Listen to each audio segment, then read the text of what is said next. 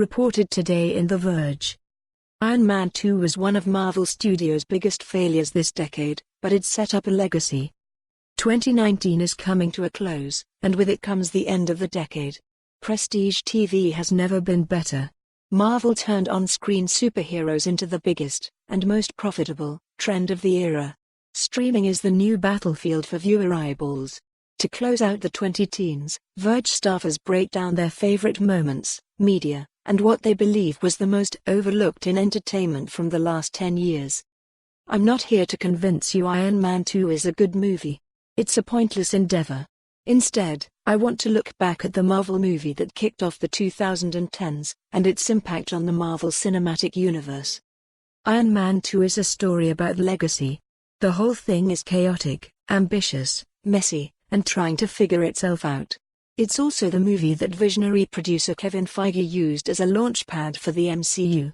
If successful, Iron Man 2, alongside previous films Iron Man and The Incredible Hulk, would help define Feige's legacy, too.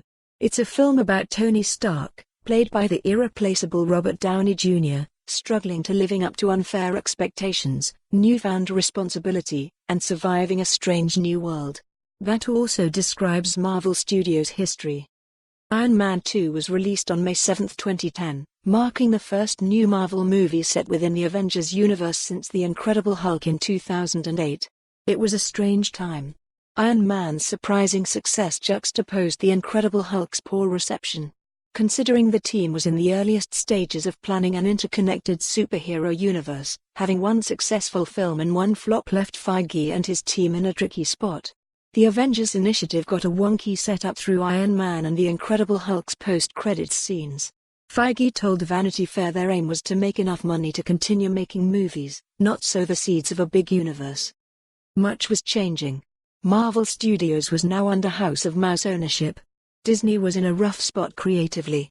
Live-action films were forgettable, and the animation side never reached the height of its 90s heyday.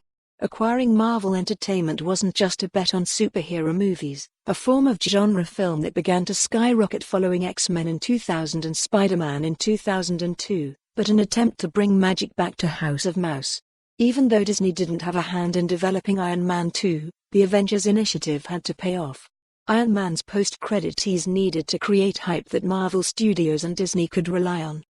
It was after the weekend of Iron Man, when it grossed a staggering $98.6 million at the box office, that we said, oh, A, we're going to be able to make more of these movies, and B, we'll be able to tie them together, Feige told Vanity Fair.